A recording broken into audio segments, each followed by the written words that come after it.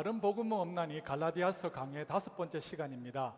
오늘 본문 2장 1절부터 10절에서도 앞장인 1장 1절부터 이어진 바울의 간증이 계속 이어지고 있습니다. 여러분, 이렇게 바울이 자신의 경험한 이야기를 한 이유가 무엇입니까? 갈라디아 교회에서의 선교 사역이 지금 큰 위기를 맞았기 때문입니다. 특별히 오늘 본문 4절에 나오는 갈라디아 교회에 가만히 들어온 거짓 형제들이 바울이 가지고 있는 사도권에 대해 의심을 품었으며 강하게 도전하였기 때문입니다. 바울이 전한 복음을 신뢰하지 않음으로 인하여서 갈라디아 교회에서의 선교 사역에 큰 위기를 맞은 것입니다. 이것을 해결하기 위해서 지난주까지 살펴본 갈라디아서 1장에서는 그가 가진 사도권이 예수 그리스도와 하나님께로부터 받은 것임을 말했습니다. 그리고 그가 전한 복음도 다른 사도에게서 받은 것도 아니며 배운 것도 아닌 오직 예수 그리스도 계시로 하나님께로부터 직접 받은 메시지임을 말했습니다. 그런데 오늘 본문 2장 1절부터 10절 말씀에 보면 거짓 형제들은 또 다른 방법으로 바울의 권위와 또한 그가 전한 메시지를 훼손하려고 시도하는 것을 보게 됩니다. 거짓 형제들이 말하기를 바울이 전한 복음과 예루살렘에서 베드로가 전한 복음이 다르다고 말한 것입니다. 다시 말해서 초대교회 당시에 바울의 복음, 베드로의 복음, 이렇게 두 가지의 다른 복음이 있다라고 말했던 겁니다. 그래서 그들은 다음과 같은 논리를 펴니다. 교회에는 바울이 전한 복음, 베드로가 전한 복음, 이렇게 두 가지의 복음이 있다. 이럴 때 우리가 어떤 것을 받아들일 것인가? 바울은 단 한 명의 소수자이다. 만약 베드로와 야고보와 요한 같은 사도들이 전한 복음과 다르다라면 우리는 바울이 전한 메시지를 따를 수 없다라는 이러한 논리를 펴면서 바울이 전한 메시지에 대한 신뢰성을 떨어뜨리기 위해서 시도한 것입니다. 이러한 갈라디아 교회의 영적 상황을 잘 알고 있는 바울은 자신이 전한 복음과 베드로와 나머지 사도들이 전한 복음은 서로 다르지가 않은 똑같은 단 하나의 복음이라는 것을 입증하기 원했던 겁니다. 그래서 오늘 본문 9절에 보시면 바울이 예루살렘에 정식으로 방문했을 때 야고보와 게바인 베드로, 요한과 친교의 악수를 함으로 승인받는 경험을 이야기하게 됩니다. 이것이 오늘 본문의 대략적인 내용입니다. 저는 오늘 본문 말씀을 통하여서 참된 자유함을 누리는 그리스도인이라는 제목으로 함께 은혜 받기 원합니다. 참된 자유함을 누리는 그리스도인이 되기 위해서는 첫째, 복음과 거짓 복음을 구분할 수 있는 영적 분별력이 필요합니다. 복음과 거짓 복음을 구분할 수 있는 영적 분별력이 필요합니다. 본문 우리 2장 1절에서 4절, 4절을 같이 한번 읽도록 하겠습니다. 시작. 14년 후에 내가 바나바와 함께 디도를 데리고 다시 예루살렘에 올라갔노니 계시를 인하여 올라가 내가 이방 가운데 전하는 복음을 저에게 제출하되 유명한 자들에게 사사로이 한 것은 내가 다름질하는 것이나 다름질한 것이 헛되지 않게 하려 함이라. 그러나 나와 함께 있는 헬라인 디도라도 억지로 할례를 받게 아니하였으니 이는 가만히 들어온 거짓 형제의 까닭이라. 저희가 가만히 들어온 것은 그리스도 예수 안에서 우리의 가진 자유를 엿보고 우리를 종으로 삼고자 함이로되. 1절에 보면 14년 후라는 말씀이 나오는데 이것은 사도 바울이 다메섹 도상에서 예수님을 만나 거듭난 후 14년을 말합니다. 4년 후에 바울이 무엇을 했다라고 본문을 말씀하고 있습니까? 바울이 바나바와 함께 디도를 데리고 다시 예루살렘에 올라갔다라고 말씀하고 있습니다. 그리고 2절에 어떻게 말씀하고 있습니까? 계시를 인하여 올라가. 이 말의 뜻은 여러분 어떤 사람에 의해서가 아니라 하나님의 말씀에 따라 바울이 예루살렘에 올라가 내가 이방 가운데서 전하는 복음을 저에게 제출하되 유명한 자들에게 사사로이 한 것은, 이 뜻은 바울이 베드로, 야고보, 요한 같은 유명한 자들을 개인적으로 만나 이방인에게 전한 복음을 제출하여서 그들이 전한 복음과 내가 전한 복음, 베드로가 전한 복음이 같은 복음인가를 확인한 이유가 뭐냐면 무엇 때문이라고 했습니까? 내가 다름질하는 것이나 다름질한 것이 헛되지 않게 하려 함이라 라고 나와 있습니다. 즉 갈라디아 교회를 위해 지금까지 힘써온 선교 사역에 대한 사도 바울의 수고가 헛되지 않게 하기 위해서라고 밝힌 것입니다. 그래서 결과적으로 거짓 형제들이 바울이 전한 복음과 베드로와 다른 사도들이 전한 복음은 다르다라고 말한 잘못된 영향력을 차단시키기 위해서인 겁니다. 갈라디아 교회 안에는 두 가지 다른 배경으로 가지고 그리스도인 된 사람들이 있습니다. 첫 번째, 유대교에서 개종해서 그리스도인 된 사람이 있습니다. 두 번째, 이방인에서 그리스도인 된 사람이 있습니다. 그런데 오늘 본문 3절에 나오는 가만히 들어온 거짓 형제들은, 이 거짓 형제들이 율법주의자들인데, 유대 율법주의자들인데 그들은 다음과 같이 말했습니다. 이방인들도 유대인처럼 그리스도인이 될 수 있고 그들도 구원을 받을 수 있다. 하지만 이방인이 구원을 얻기 위해서는 예수를 믿으면서도 여기에 덧붙여서 모세의 율법, 할례를 받고 안식일을 지키고 음식법을 지키고 다양한 유대 절기를 지켜야 한다는 조건을 붙였던 겁니다. 스크린을 통하여서 사도행전 15장 1절을 같이 한번 읽도록 하겠습니다. 시작. 어떤 사람이 유대로부터 내려와서 형제들을 가르치되 너희가 모세의 법대로 할례를 받지 아니하면 능히 구원을 얻지 못하리라 하니, 거짓 형제인 유대 율법주의자들이 주장하기를 이방인들이 구원을 얻기 위해서는 예수를 믿는 믿음을 필요하다는 것은 인정했습니다. 이것은 인정했습니다. 하지만 예수 그리스도를 믿는 믿음만으로는 충분하지 않다라고 말한 겁니다. 예수를 믿는 믿음에 더불어서 인간의 공로가 첨가되어야 된다라고 주장한 겁니다. 다시 말해서 인간의 공로와 행위를 구원받는 조건으로 둔 것입니다. 그 결과 갈라디아 교회에 어떤 일이 일어났습니까? 예수께서 십자가에서 율법을 완전히 이루시고 그것을 믿는 그리스도인에게 율법으로부터 자유를 주시고 또한 구원을 주셨는데, 율법으로 다시 돌아가 율법에 속박되고 다시 율법의 노예가 되는 안타까운 일들이 갈라디아 교회에 일어났다는 겁니다. 이러한 상황 가운데 본문 1절에서 바울이 디도를 데리고 예루살렘에 올라갔다는 이 사실은 아주 중요합니다. 3절에 나왔듯이 디도는 어떤 사람입니까? 디도는 헬라인이라는 것은 이방인이었습니다. 헬라인은 이방인으로서 혈통적으로, 전통적으로, 관습적으로 할례를 받지 않았습니다. 그런데 갈라디아 교회에 가만히 들어온 거짓 형제들은 헬라인 디도가 구원을 받으려면 예수 그리스도를 믿는 것과 더불어서 할례 등 모세의 율법을 따라야 한다라고 주장한 것입니다. 그때 바울은 어떻게 반응했습니까? 본문 3절에 보시면 어떻게 반응했습니까? 바울은 헬라인 디도에게 억지로 할례를 받게 하지 아니하였다라고 말씀하고 있습니다.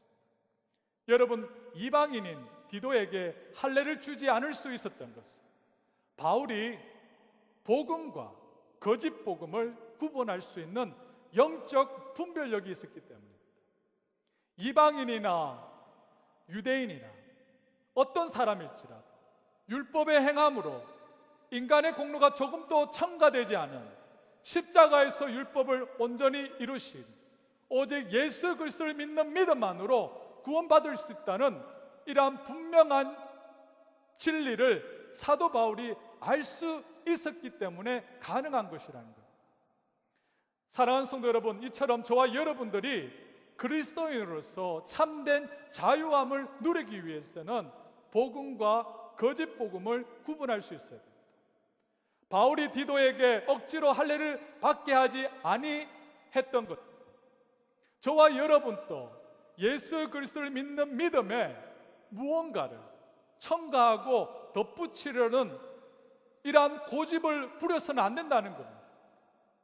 우리가 살고 있는 이 시대에도 어떤 사람들은 예수를 믿는 믿음만으로 구원받는다라고 말하면서도 은근히 어떤 플러스 알파가 있어야 진정한 그리스도인이 될 수 있다라고 말하는 자들이 있습니다. 예를 들어서 새벽 기도회를 한 번도 빠지지 않는 성도는 새벽 기도회에 나오지 않은 사람들을 보면 저렇게 믿어도 될까라고 비판하면서 자신은 나왔다라고 교만하게 됩니다. 봉사와 섬김도 똑같습니다. 예수를 믿으면 나를 구원해 주신 하나님의 은혜에 감사하여서 봉사하고 섬기는 것은 당연한 것입니다. 그런데 봉사했다라고 해서 자기는 교만해지고 또한 봉사를 못하는 사람들을 보면 멸시하는 자들을 보게 됩니다. 어떤 사람은 예수를 믿으면서도 방언을 해야 되고 또한 신비한 체험을 해야 구원을 받을 수 있다라고 은근히 말하는, 주장하는 자들이 있습니다. 여러분, 기도다, 봉사다, 섬깁니다. 열심히 하다 보면 나중에는 오직 예수라는 이러한 참된 진리를 잊어버리게 되는 거예요. 다 내 공로요, 내 봉사요, 내 의요. 나중에는 율법주의자가 되고 만다는 거예요. 결국에는 예수가 없어진 거예요. 은혜가 없다는 겁니다. 자유함도 없어진다는 겁니다. 오늘 본문에 나오는 여러분 갈라디아 교회 성도들처럼 율법의 노예로 전락하게 된다는 거예요. 여러분, 그리스도인 된 우리가 왜 기도해야 되고 섬기는 이유, 봉사하는 이유, 우리가 선한 일을 해야 되는 이유를 분명히 할 수 있기를 원합니다. 지옥의 아랫목에 갈 수밖에 없는 저와 여러분들이 하나님의 은혜로 예수 그리스도를 믿는 믿음으로 구원받았기에 그 은혜에 감사하여 누구보다도 열심히 기도해야 됩니다. 누구보다도 열심히 봉사해야 된다는 거예요. 누구보다도 열심히 선한 일을 감당해야 된다는 거예요. 그러나 이렇게 하는 이유는 구원을 받는 조건이 아니라 구원받은 은혜의 감사함으로 우리가 열심히 행한다는 것. 여러분, 이러한 복음의 진리를 분명히 할 수 있는 저와 여러분이 될 수 있기를 원합니다. 어떤 사람이 율법주의자인지 우리는 쉽게 구별할 수 있습니다.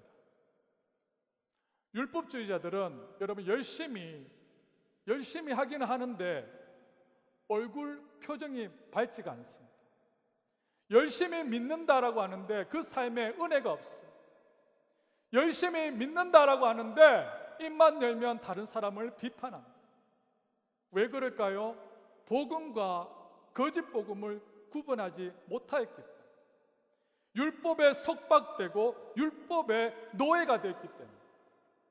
사랑하는 성도 여러분, 인간의 공로와 행위가 아닌 오직 예수 그리스도를 믿는 믿음만이 저와 여러분들을 구원으로 인도한다라는 이 참된 진리 위에 여러분의 신앙 세워나가시기를 원합니다.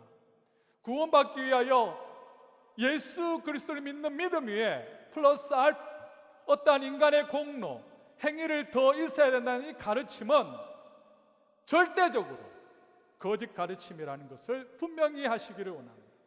이렇게 복음과 거짓 복음을 우리가 구분할 때 그리스도인 된 저와 여러분들이 참된 자유함을 누릴 수 있다는 겁니다. 둘째, 참된 자유함을 누리는 그리스도인이 되기 위해서는 거짓 복음과 타협하지 말아야 됩니다. 거짓 복음과는 타협하지 말아야 됩니다. 본문 우리 5절과 6절 다 같이 한번 읽도록 4절과 5절 두 절입니다. 시작. 이는 가만히 들어온 거짓 형제 까닭이라. 저희가 가만히 들어온 것은 그리스도 예수 안에서 우리의 가진 자유를 엿보고 우리를 종으로 삼고자 함이로되 우리가 일시라도 복종치 아니하였으니 이는 복음의 진리로 너희 가운데 항상 있게 하려 함이라. 아멘. 갈라디아 교회에 가만히 들어온 거짓 형제들은 그리스도 안에서 자유함을 입은 성도들을 할례와 율법으로 속박하려고 했습니다. 노예를 만들려고 했다는 겁니다. 여기서 우리가 분명하게 짚고 넘어가야 될 것은 할례를 받고 받지 않는 것은 단순히 유대인의 유대인의 풍습을 따르느냐 따르지 않느냐라는 단순한 문제가 아니라는 겁니다. 할례를 받고 받지 않는 것은 죄인된 인간이 하나님 앞에서 완전히 받아지는 것이 십자가에서 죽으심으로 나타난 하나님을 은혜를 믿는 것에 전적으로 자유되는가, 좌우되지 않는가, 아니면 율법의 순종의 여부에도 관련이 되는가, 이러한 복음의 진리와 직접적으로 아주 중요한 연관이 되는 중요한 문제라는 겁니다. 이러한 이유로 바울은 율법의 노예가 되지 않고 참된 자유함을 누리는 그리스도인이 되기 위해서, 그가 복음의 진리를 지키기 위해서, 오늘 본문에 보면 복음을 지키기 위해서 몸부림치는 모습을 우리가 보게 된다는 겁니다. 5절에 보면 사도 바울이 거짓 복음인, 거짓 형제인 율법주의자들에게 우리가 일시라도 복종치 아니하였으니 라고 단호하게 말씀하고 있습니다. 여기서 복종이라는 이 의미를 양보라는 뜻으로 사용해야 됩니다. 양보란 곧 그들의 주장과 타협하는 것이, 따라서 구원받음에 있어서 인간의 행함과 공로가 필요하다라는 율법주의에 복종한다는 것. 결국 여러분, 예수 그리스도만이 구원의 길이라는 복음의 진리를 떠나게 된다는 것. 그러므로 사도 바울은 철저한 복음주의자로서 진리와 반대되는 것에는 조금도 양보하지 않고 타협하지 않고 단호히 거절한 것입니다. 5절 하반절에 나왔듯이 어떻게 말하고 있습니다. 이는 복음의 진리로 너희 가운데 항상 있게 하려 함이라 라고 말씀하고 있습니다. 여러분, 이것이 사도 바울의 신앙인 것입니다. 사도 바울은 복음의 진리에 관해서는 절대적인 소유자였다는 겁니다. 거짓 복음에 대해서는 털끝만큼 조금도 타협하지 않았다는 겁니다.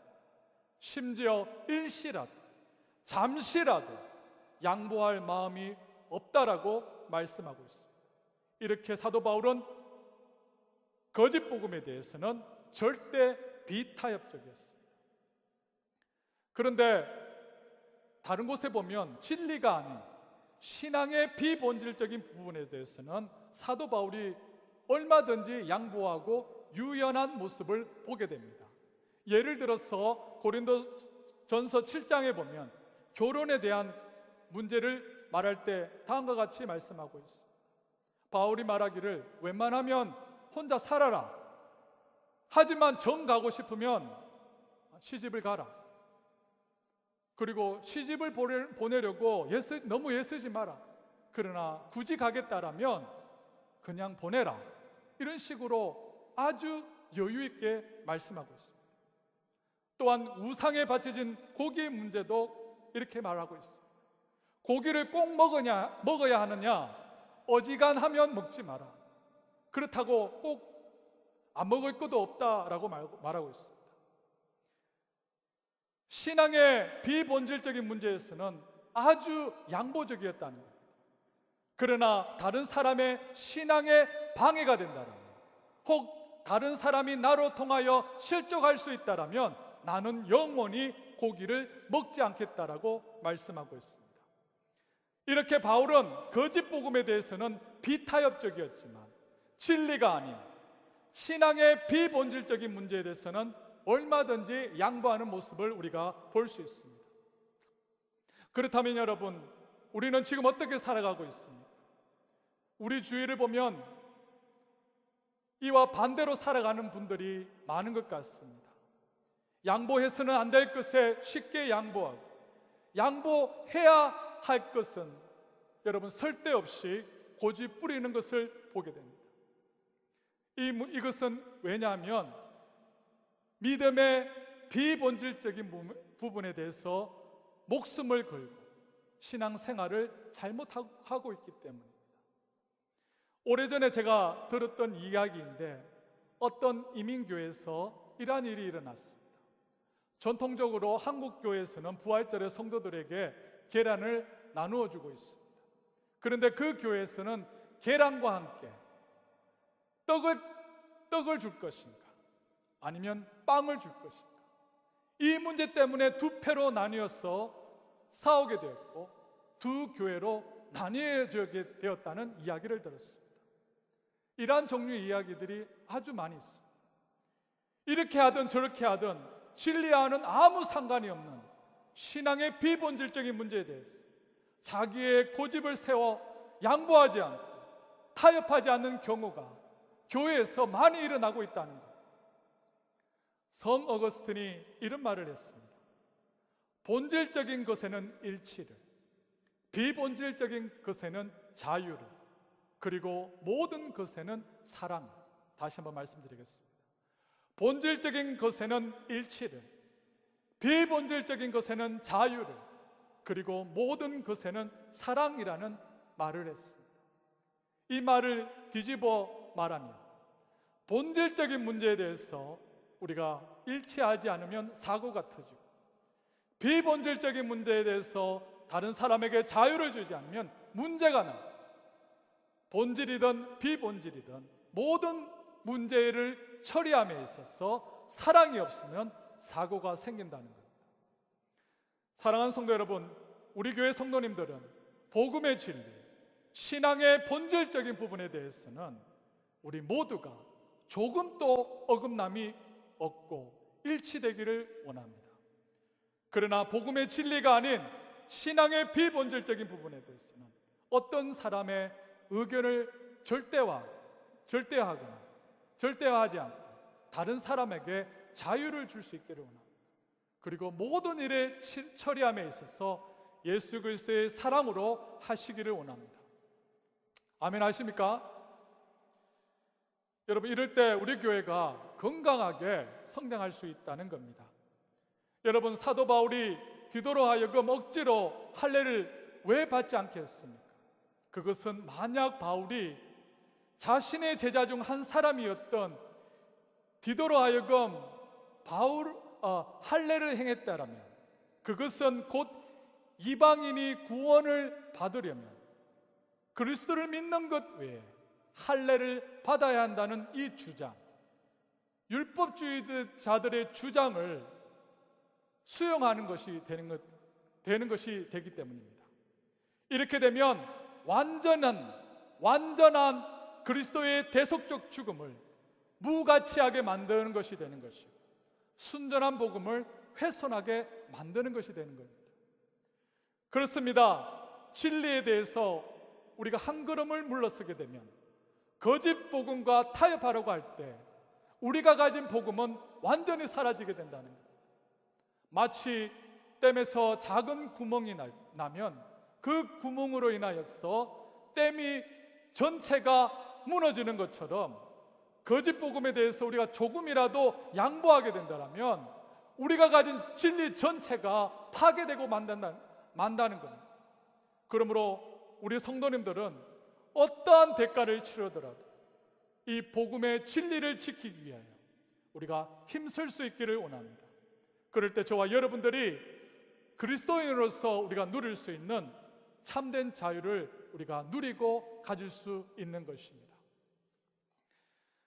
셋째, 참된 자유함을 누리는 그리스도인이 되기 위해서는 하나님 나라라는 큰 그림 속에서 다른 사역자를 경쟁자가 아닌 동력자임을 인식해야 됩니다. 경쟁자가 아닌 동력자임을 인식해야 됩니다. 우리 좀 길지만 본문 6절에서 10절 좀 길지만 같이 한번 읽도록 하겠습니다. 시작. 유명하다는 이들 중에 본래 어떤 일이든지 내게 상관이 없으며 하나님은 사람을 외모로 취하지 아니하시나니 저 유명한 이들은 내게 더하여 준 것이 없고 도리어 내 무할례자에게 복음을 전함을 맡기를 베드로가 할례자에게 맡은과 같이 한 것을 보고 베드로에게 역사하사 그를 할례자의 사도로 삼으신 이가 또한 내게 역사하사 나를 이방인에게 사도로 삼으셨느니라.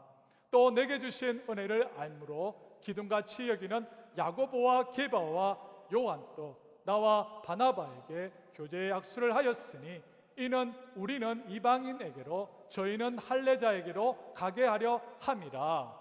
다만 우리에게 가난한 자들을 생각하는 것을 부탁하였으니 이것을 나도 본래 힘써 행하였노라. 아멘. 바울이 말하기를 하나님께서 베드로를 할례자인 이방인의 사도로 삼으셨던 것처럼 나를 이방인의 사도로 삼으셨다. 그리고 예루살렘의 교회의 리더인 야고보와 게바와 요한이 나 바울과 바나바에게 교제의 악수를 나누었다라고 말씀하고 있습니다. 그 당시 사회에서 교제의 악수를 나누었다는 것은 우정을 돈독하게 하였고 또한 동의를 했다는 표시가 있습니다. 이 뜻은 사도 바울이 전한 복음과 베드로와 요한과 그리고 야고보가 전하는 복음은 똑같은 것을 확인했고 또한 바울은 이방인을 위한 사도로 보냄을 받았다는 것을 인정했다는 말입니다. 즉 야고보와 게바, 요한은 유대인들을 대상으로 복음을 전하는 자였고 바울과 바나바는 이방인을 위한 복음을 전하는 자로 서로 인정했다는 겁니다.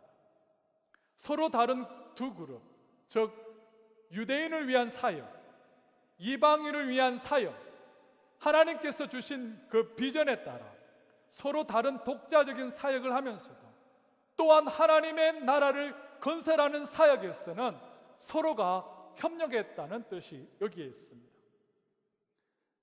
여러분, 이러한 동력자 의식이 너무나도 우리에게 중요합니다. 그런데 아쉽게도 교회 역사를 보면 이러한 것을 깨달지 못하는 경우가 많은 것을 우리가 보게 됩니다. 자기들과 다른 부분의 사람들을 인정하고 또한 화합하고 협력하기보다는 오히려 서로 비난하고 또한 교회 안에서 서로 밀어내려고 안간힘을 쓰는 것을 우리가 보게 됩니다. 초대교회에서도 그러한 예가 있었습니다. 고린도 교회입니다. 고린도 교회의 성도들은 하나님께서 각기 다양한 부류의 사람들을 다양한 방법으로 부르셨어. 그들 각자에게 다양한 은사를 주신 것을 사역을 하는 것을 좀처럼 인정하지 않았습니다. 그들은 자기들에게 복음을 전해준 스승에 따라 게바파, 바울파, 아볼로파, 예수파에 따라서 그리고 자기들이 받은 은사가 무엇인가에 따라 또한 자기들의 사회적 신분이 어떤가에 따라서 각각 파당을 만들어 서로 비난하였고 분쟁을 일삼은 것을 우리가 보게 됩니다. 그리하여 고린도 교회가 심히 불완전하여 아름답지 못한 공동체가 되고 말았다는 그 결과 그 공동체에 속한 성도들은 전혀 영적으로 건강하게 성장할 수도 없었고 또한 하나님께서 그들에게 맡기신 사명을 감당할 수 없었다는 것. 여러분, 이 얼마나 안타까운 일입니까? 버팔로 지역에도 여러 한인교회가 있습니다. 버팔로 지역에 있는 한인교회는 하나님의 나라의 관점 속에서 우리가 서로 경쟁자가 아니라 각자 교회에 주신 하나님의 비전에 따라서 독자적으로 예수 그리스도의 복음을 전하면서도 하나님의 나라라는 큰 그림 안에서 협력하여 사역하는 동력자 의식이 중요한 것입니다. 저는 우리 교회 성도님들이 동일한 주님의 몸된 교회, 다른 교회와 경쟁하지 않고 서로 협력할 수 있기를 원합니다. 오직 예수 그리스도를 믿는 믿음만으로 구원받을 수 있다는 유일한 길임을 밝히는 분명한 성경적 바른 신앙 고백이 있는 어떠한 교회와도 예수 그리스도 안에서 우리 모두가 한 형제요 한 자매이고 우리는 그들과 더불어 하나님의 나라를 같이 이루어가는 동력자 의식이 필요한 것입니다. 여러분, 이러한 의식이 있을 때 하나님께서 저와 여러분에게 주시는 참된 자유함을 누리고 신앙생활할 수 있는 것입니다. 여러분, 이러한 은혜와 축복이 저와 여러분 가운데 있기를 원합니다.